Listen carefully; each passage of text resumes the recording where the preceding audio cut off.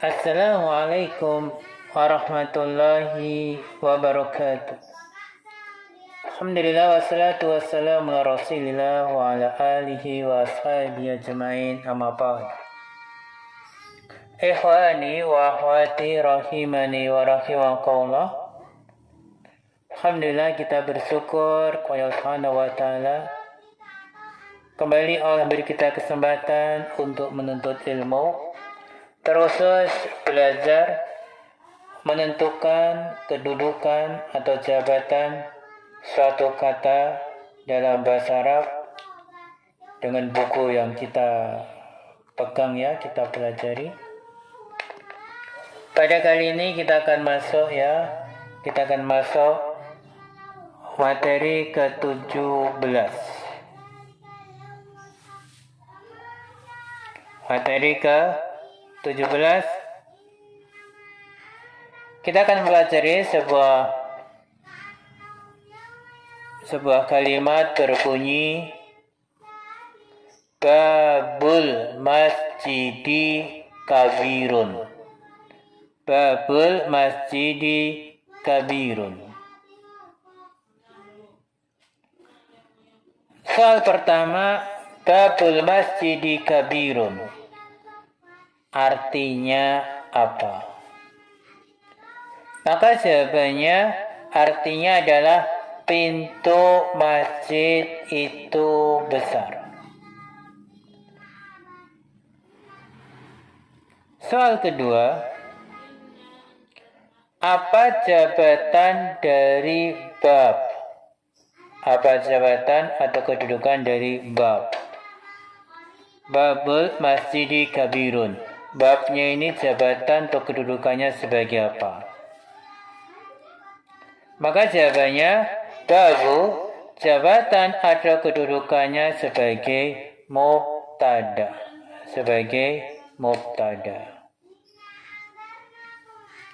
Terus apa itu mubtada? Kok bisa dikatakan jabatan atau kedudukannya sebagai mubtada? Ya, apa itu mubtada? Maka jawabannya, mubtada adalah isim yang terletak di awal kalimat. Isim yang terletak di awal kalimat. Terus pertanyaan kembali muncul, kenapa bisa bab sebagai mubtada? Maka jawabannya, karena setiap isim yang terletak di awal kalimat maka sebagai mubtada, dan bab terletak di awal kalimat sehingga bab sebagai mubtada. Terus tadi dikatakan setiap isim. Apa itu isim? Apa itu isim? Maka jawabannya, isim adalah kata yang menunjukkan kepada manusia, hewan, tumbuhan, benda mati, kata sifat, kata keterangan, dan kata dasar. Terus dari mana mengetahui kalau bab adalah isim? Maka jawabannya, karena bab artinya pintu. Dan pintu termasuk benda. Dan juga karena bab menyandar kepada kata setelahnya. Setiap kata yang menyandar kepada kata setelahnya maka termasuk isim. Ya, ini kita bahas tentang bab. Sekarang tentang harokat dari bab. Harokatnya bagaimana? Soal ke-7 berbunyi. Soal ke-7, kenapa bab harokat huruf terakhirnya di doma? Kenapa di doma. Maka jawabannya karena bab sebagai mubtada, setiap mubtada harokat huruf terakhirnya di doma atau doma tanwin. Terus ke-8, kenapa bab tidak ditanwin huruf terakhirnya? Maka jawabannya karena bab sebagai mudhaf. Dan mudhaf itu tidak boleh ditanwin huruf terakhirnya. Kalau dia sebagai mudhaf, apa itu mudhaf? Apa itu mudhaf?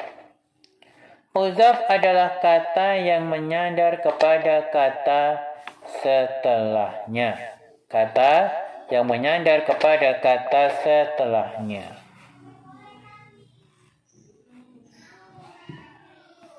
Terus dari mana mengetahui kalau bab sebagai mudhaf?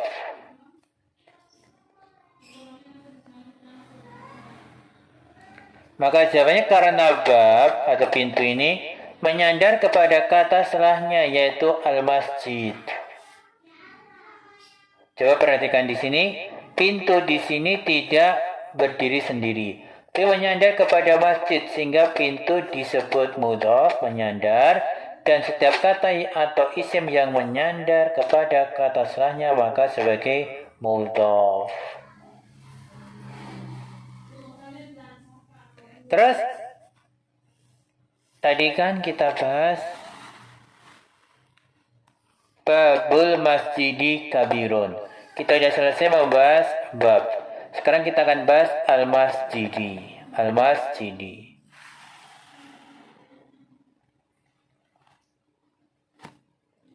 Soal ke-11, apa jabatan atau kedudukan dari al-masjidi? Maka jawabannya al-masjidi kedudukan atau jabatannya sebagai mudhaf ilaih. Sebagai mudhaf ilaih. Apa itu mudhaf ilaih? Mudhaf ilaih adalah isim yang disandari oleh isim sebelumnya. Isim yang disandari oleh isim sebelumnya.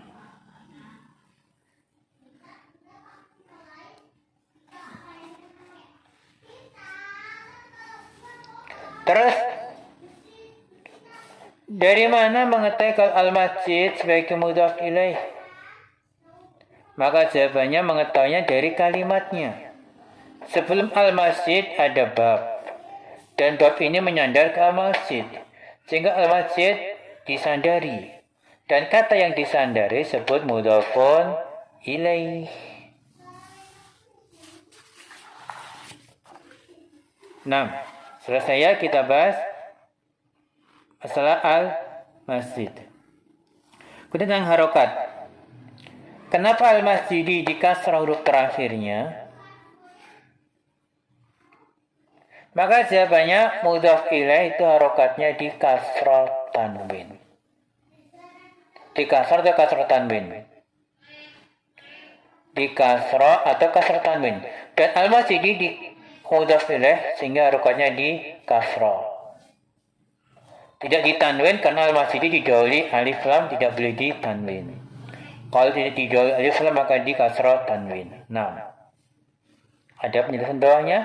Kenapa al-masjidi tidak ditanwin huruf terakhirnya? Karena al-masjidi didahului oleh alif lam. Setiap isim yang didahului alif lam tidak boleh ditanwin. Terus apa kedudukan atau jabatan dari kabirun? Maka jawabannya kabirun kedudukan atau jabatannya sebagai khobar. Sebagai khobar. Apa itu khobar? Khobar adalah penyempurna makna mubtada. Kenapa kabirun didhamatan min harokat huruf terakhirnya? Maka jawabannya karena jabatan sebagai khobar. Khobar itu harokannya di dhamma atau dhamma tanwin. Terus, kenapa khobarnya tidak kabirotun tetapi kabirun? Maka jawabannya Karena mubtada'nya bab, ini mudzakkar. Maka khabarnya juga harus mudzakkar, yaitu apa? Kabirun. Nah, inilah pembahasan kita di materi yang ke-17. Sekian dulu, wa'ala bisawab, Assalamualaikum warahmatullahi wabarakatuh.